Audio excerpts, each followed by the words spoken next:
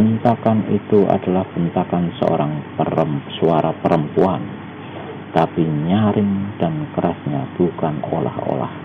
Panggung tengkorak bergetar, telinga yang hadir mendenging. Semua mata tanpa berkedip memandang pada si pembentak, dan ternyata dia memang seorang perempuan. Perempuan ini mengenakan pakaian biru. Parasnya sebatas mata ke bawah ditutupi dengan sehelai kain yang juga berwarna biru. Dewi Kerudung Biru, berseru beberapa tokoh silat utama yang mengenali siapa adanya perempuan itu. Maka ketegangan pun semakin bertambahlah. Dewi Kalahijau di balik topeng tengkoraknya mengerutkan kening. Sepasang matanya memandang tak berkedip dan menyorot tajam pada Dewi Kerudung Biru. Menurut taksiran Dewi Kalahijau, perempuan berkerudung biru itu sebaya dengan dirinya. Ayo, kenapa kalian melongo dan mematung saja? Perlihatkan lagi kebiadaban dan kecurangan serta kepengecutan kalian, bentak Dewi Kerudung Biru pada kedua pengemis baju rombeng. Yang menjawab adalah Dewi Kalahijau. Dewi Kerudung Biru, jika kedatanganmu ke atas panggung ini untuk mengacau, berarti kau tidak melihat tingginya Gunung Merapi di depan mata. Tapi jika kedatanganmu untuk memasuki partai Lembah Tengkorak, kelak aku akan berikan kedudukan tinggi kepadamu. Iblis betina, jawab Dewi Kerudung Biru. Aku tidak buta sampai tak melihat Gunung Merapi di depan mata. Dan Dewi Kerudung Biru menunjuk ke arah Gunung Merapi yang berdiri megah di depan sebelah barat Lembah Tengkorak. Tapi dosa dan kejahatanmu lebih besar dan lebih tinggi dari gunung itu. Hari ini kau meresmikan berdirinya partai Lembah Tengkorak dan mengangkat diri sebagai ketua. Tapi apakah kau tahu bahwa hari ini juga adalah merupakan akhir hayatmu? Perempuan setan, balas memakai Dewi Kalahijau. Namamu memang besar, tapi di sini jangan jual tampang.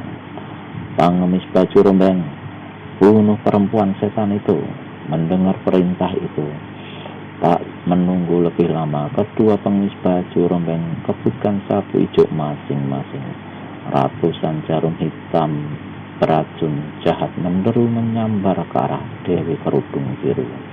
Melihat serangan jarum maut itu, Dewi Kerudung Biru mendengus. Dia melompat setinggi 5 tombak, kemudian laksana kilat berkelebat ke bawah. Tangan kanan dipentang ke depan, jari-jari ditekuk ke dalam. Cakar Garuda emas, seru Dewi Kalahijau. Pengemis baju rombeng, awas! Tapi percuma saja peringatan itu.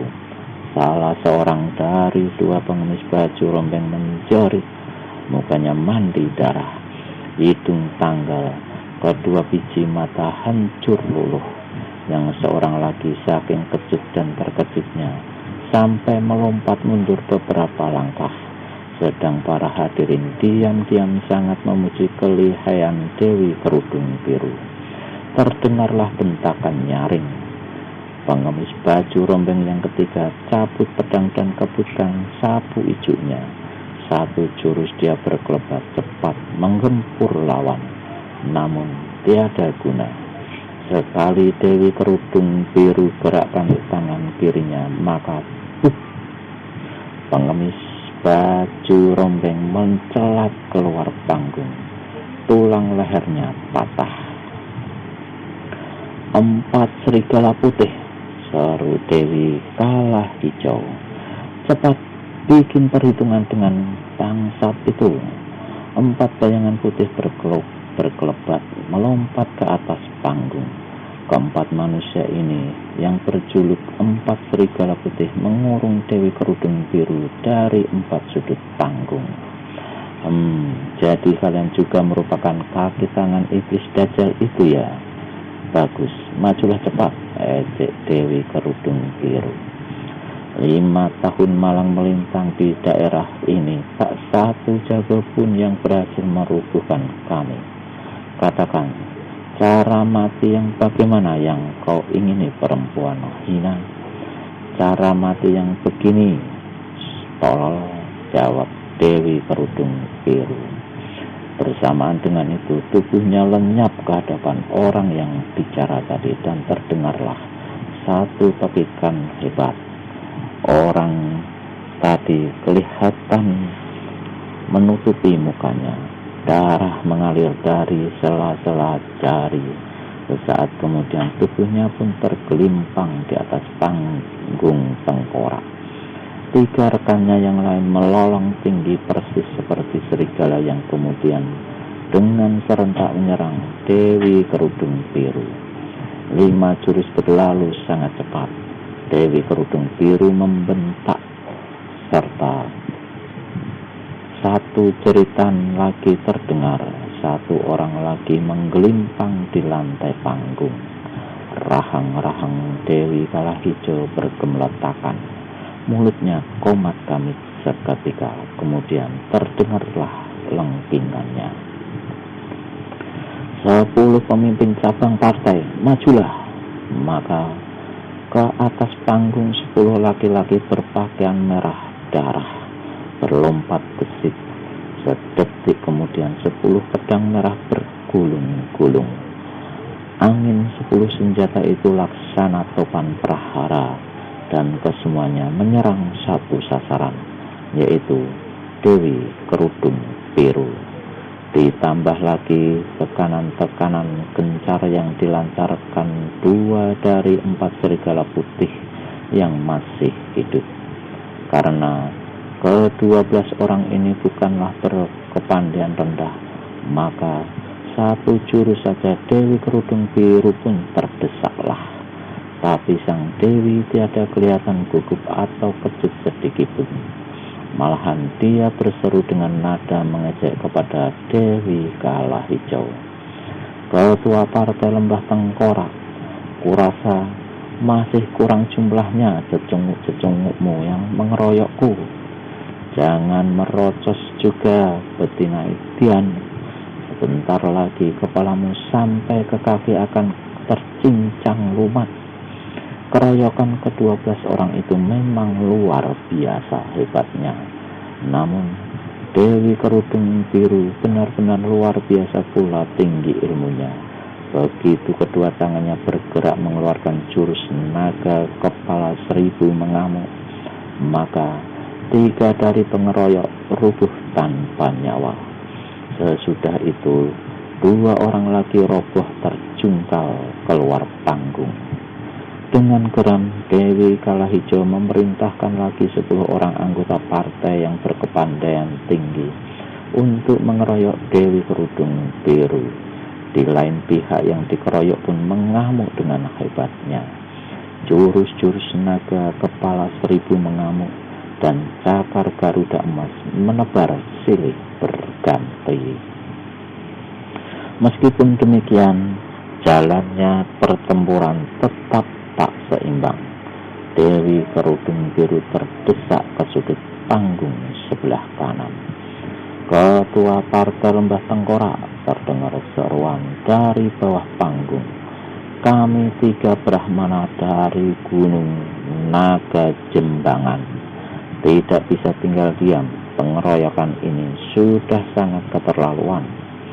Sesaat kemudian 3 sosok bayangan putih melompat ke atas panggung.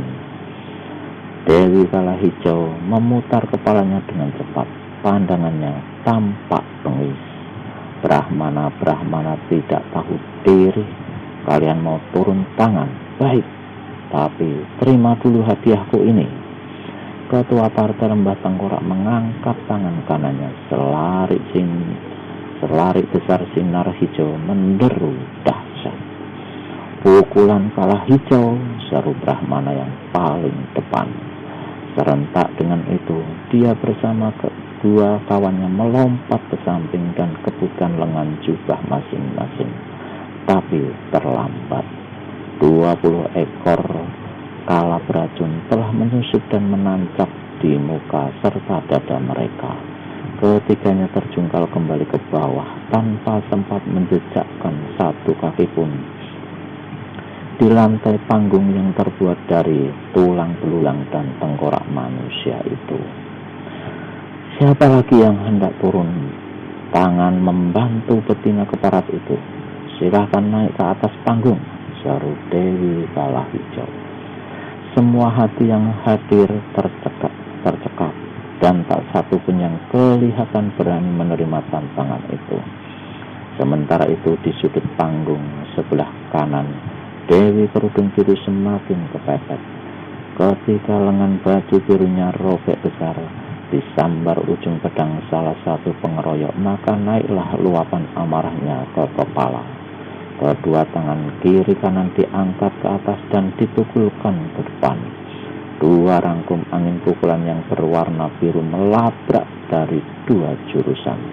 Pukulan asap kencana biru, seru Dewi Kala Hijau dengan paras tersirat. Dia memang sudah lama mendengar kehebatan ilmu pukulan itu, dan baru saat itu menyaksikan dengan mata kepala sendiri. 4 orang pengeroyok berpelantingan, 2 orang terhampar di panggung, yang 2 lagi terguling di bawah panggung. Keempatnya tanpa nyawa, dan bila Dewi Kerudung Biru mengangkat lagi kedua tangannya, kembali 4 korban jatuh. Setan alas, kutuk Dewi Kala Hijau. Matanya berputar ke arah di mana murid-muridnya duduk. Hanya kala biru dan kala hitam yang tampak. Kala putih tiada kelihatan. Ini membuat Dewi Kala Hijau merasa curiga. Namun untuk menyelidik saat itu juga di mana kala putih berada tentu saja bukan pada tempatnya. Kala biru, kala hitam, kalian tahu apa yang harus kalian lakukan? Teriak ketua partai Lembah Tengkorak. Kedua muridnya pun itu segera bangkit dari kursi. Begitu melompat ke panggung, begitu mereka kirimkan serangan kala hijau ke arah Dewi Kerudung Biru. Dewi Kerudung Biru tidak tinggal diam. Dia sudah maklum kehebatan ilmu pukulan itu. Kedua tangannya dipukulkan ke depan. 2 larik sinar biru menderu menangkis 2 larik sinar hijau yang membawa pukulan kala maut. Bentrokan itu demikian hebatnya hingga menimbulkan suara laksana letusan meriam. Meskipun jumlah pengeroyok kini berkurang, namun dengan munculnya kala hitam serta kala biru, maka keadaan Dewi Kerudung Biru lebih hebat terdesaknya dari tadi. 10 jurus dengan kehebatan yang luar biasa, dia masih sanggup bertahan, meskipun bertahan sambil mundur terus-terusan. Diam-diam Dewi Kerudung Biru mengeluh dalam hati, sampai berapa jurus lagi dia akan sanggup bertahan. Sementara itu, ketua partai Lembah Tengkorak yang melihat Dewi Kerudung Biru masih bisa bertahan menjadi penasaran sekali. Diam-diam dia gerakkan tangannya mengirimkan pukulan-pukulan jarak jauh. Dewi Kerudung Biru bukan tidak tahu kalau dirinya diserang secara pengecut, namun untuk balas menyerang dia tak punya kesempatan, apalagi menghadapi pengeroyokan yang banyak dan lihai-lihai itu. Lagi-lagi perempuan itu mengeluh dalam hati. Pada jurus yang ke-51, itulah batas kesanggupan Dewi Kerudung Biru untuk bertahan. Ketika 2 ujung pedang menusuk dari depan belakang, 1 kaki menendang ke arah selangkangan, dan 2 larik sinar hijau yang membawa puluhan kala maut menyerangnya, maka perempuan ini tiada sanggup lagi untuk berkelit. tamatlah riwayatmu, kata Dewi Kerudung Biru. Dia menggerung keras dan meramkan mata menunggu sampai ajalnya. Di saat yang kritis itu, tahu-tahu terdengar suara mengaung laksana ribuan tawon mengamuk.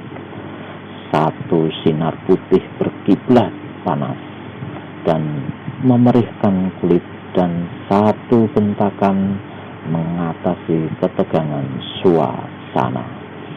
Manusia-manusia pengecut berhati dajal makan kapakku, dan 6 pengeroyok menjerit roboh.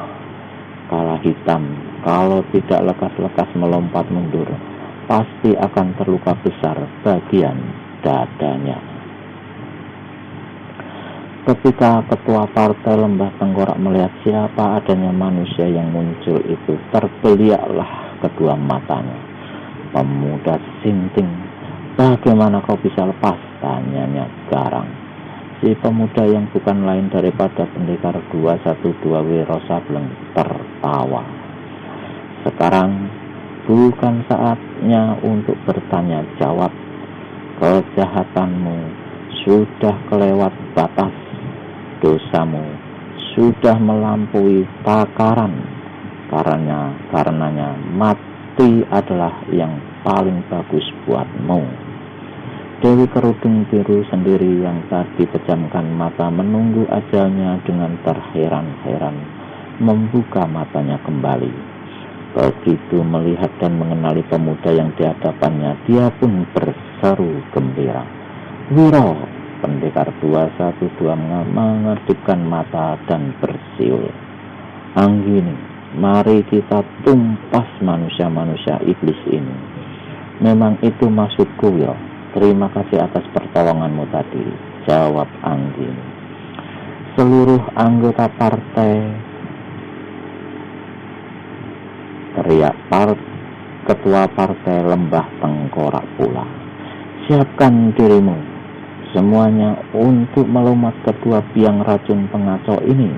Pada saat itu pula lah ketua partai Lembah Tengkorak melihat muridnya si Kala Putih. Dari mana kau? Tanyanya membentak. Dewi Kala Hijau, mulai saat ini aku bukan muridmu lagi. Hah? Apa? Belalak Dewi Kala Hijau. Aku bukan muridmu lagi. Aku keluar dari partaimu, kata Kala Putih pula. Murid kualat, murtad. Pasti kau juga yang melepaskan pemuda rambut gondrong itu, ya? Ya, sahut Kala Putih tanpa ragu-ragu. Mendidihlah amarah Dewi Kala Hijau.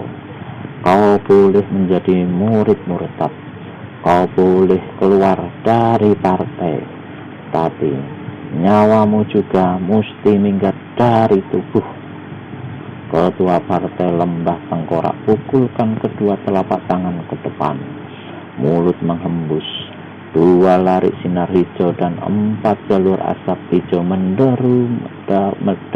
mendahului menyerang Kala Putih.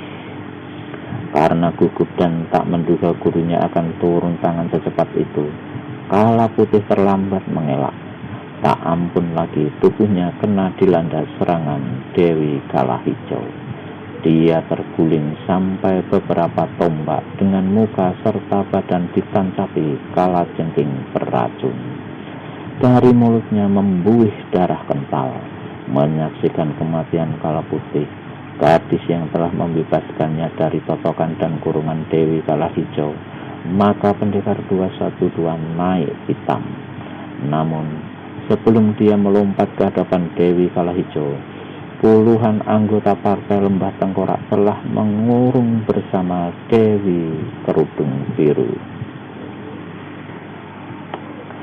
Kalian minta mampus semua, marilah, teriak Wiro Sableng tertawa menggigitkan.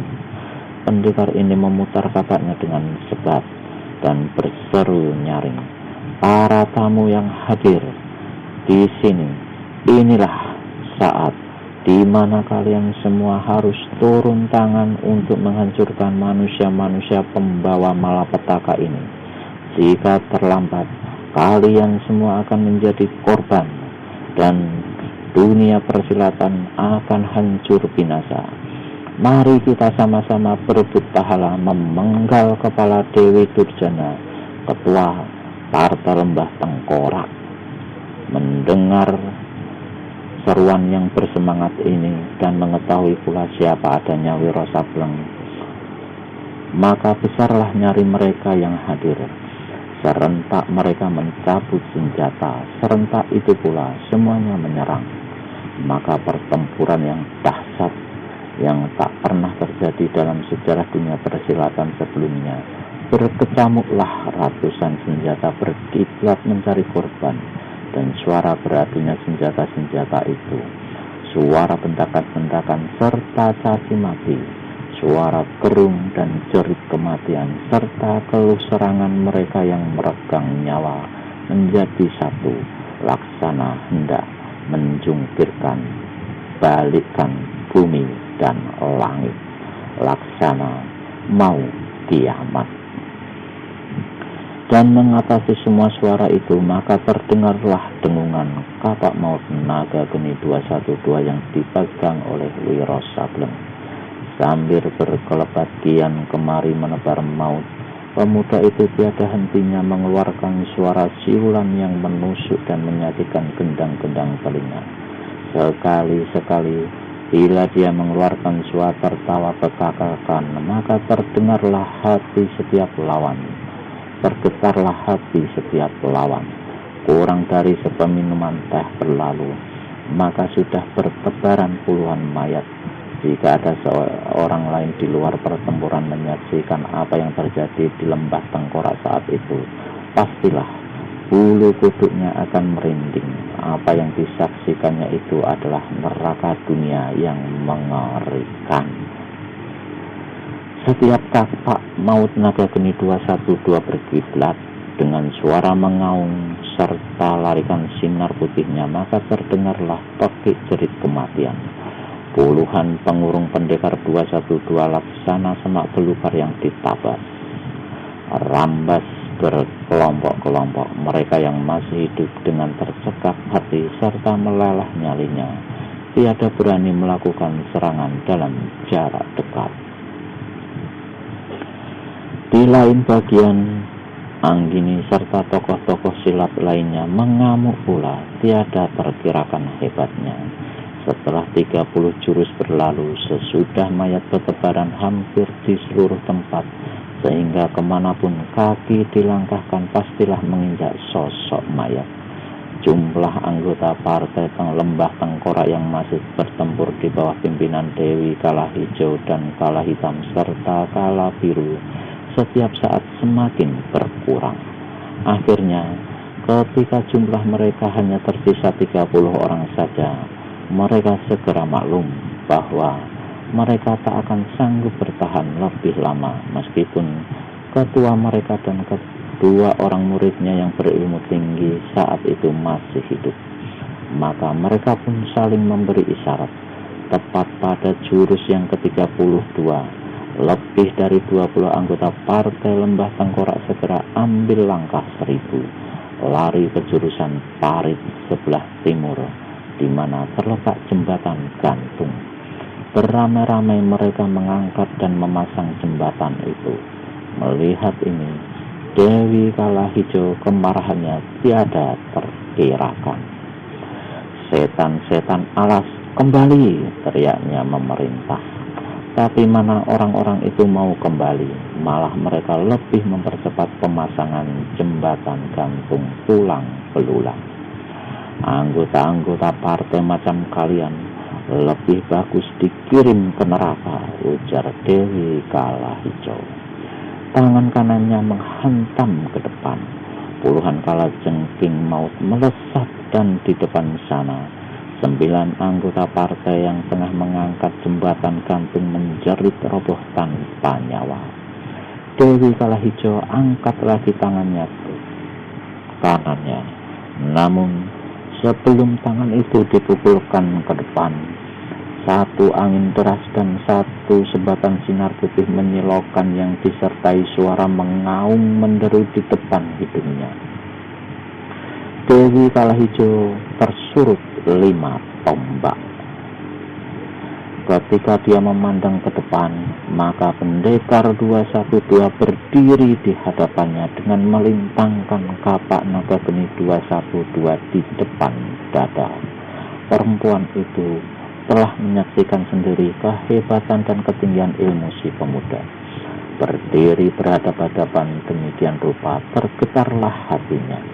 Apalagi ketika dia memandang berkeliling, semakin menciut nyalinya, karena barulah disadarinya bahwa saat itu di pihaknya hanya tinggal dia dan kedua muridnya saja.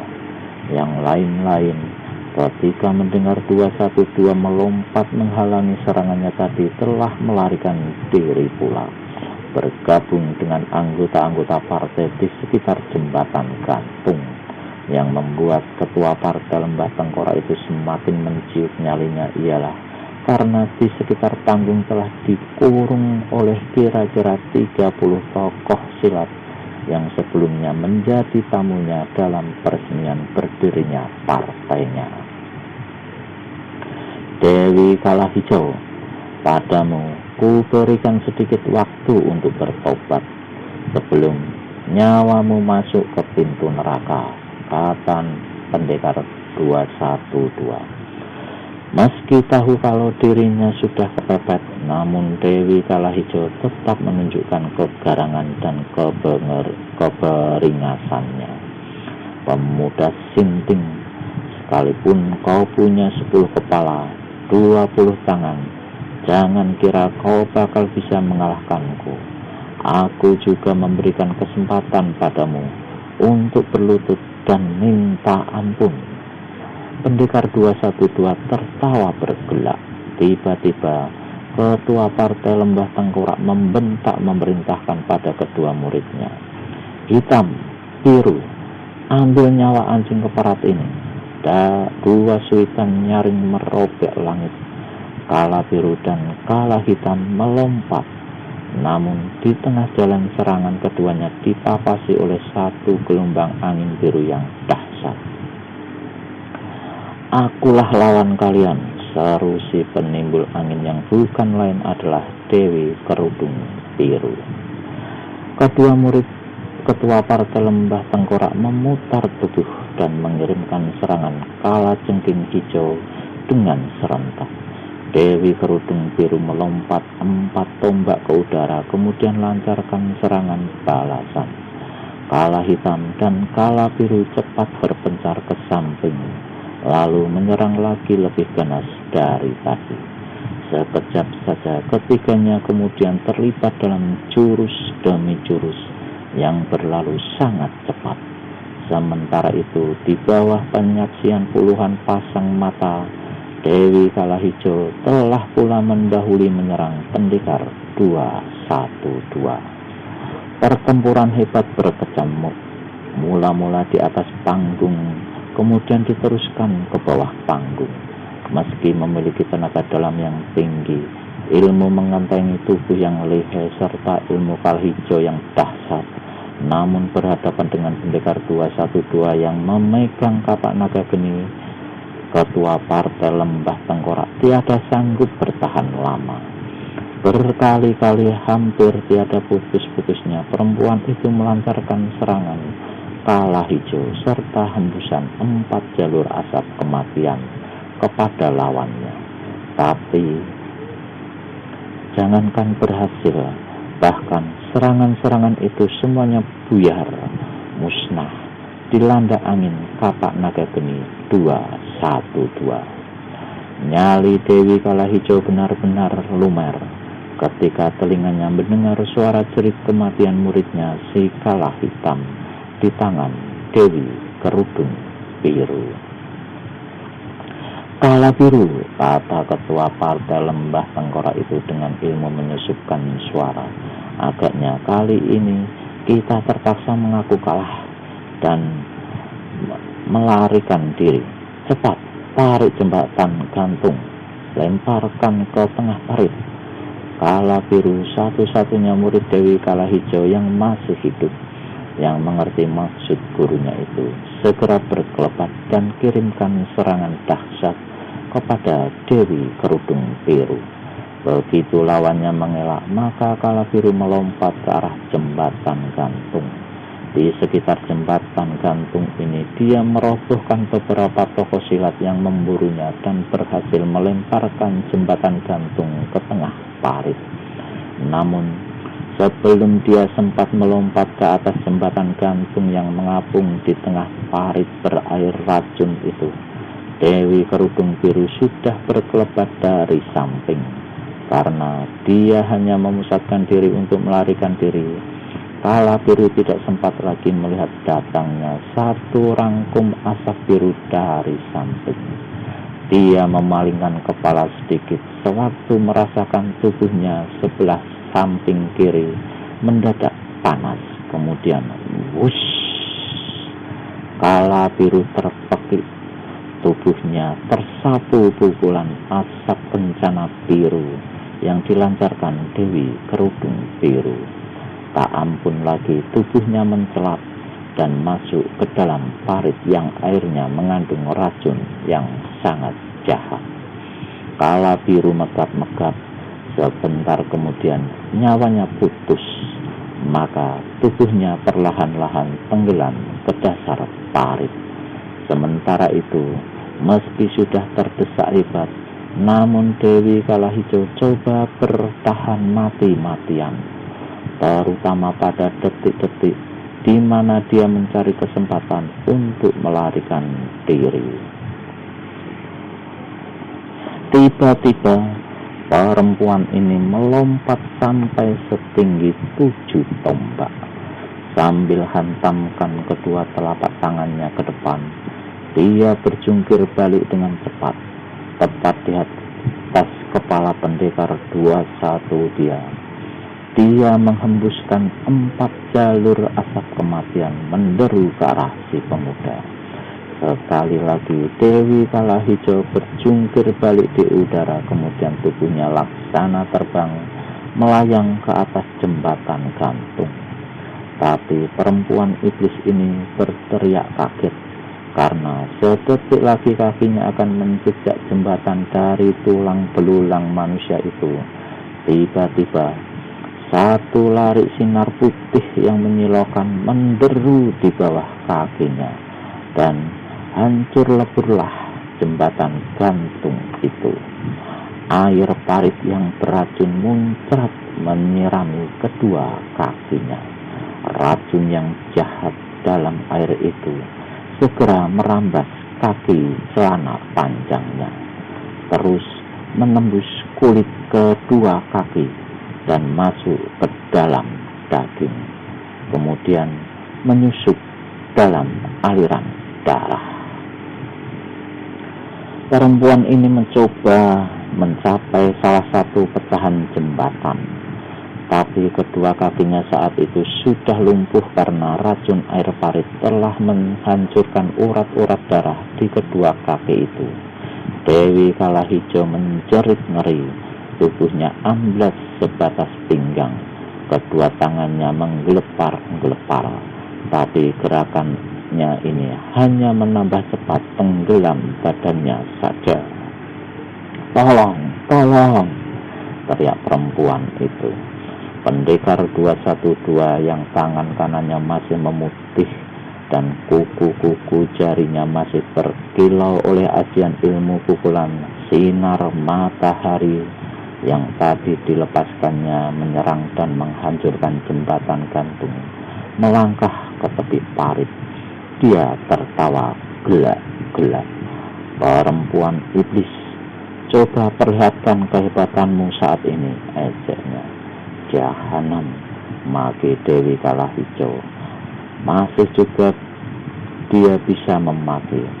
Kalau aku mati, biarlah aku menjadi hantu dan mencekik batang lehermu. Tertawa membahak.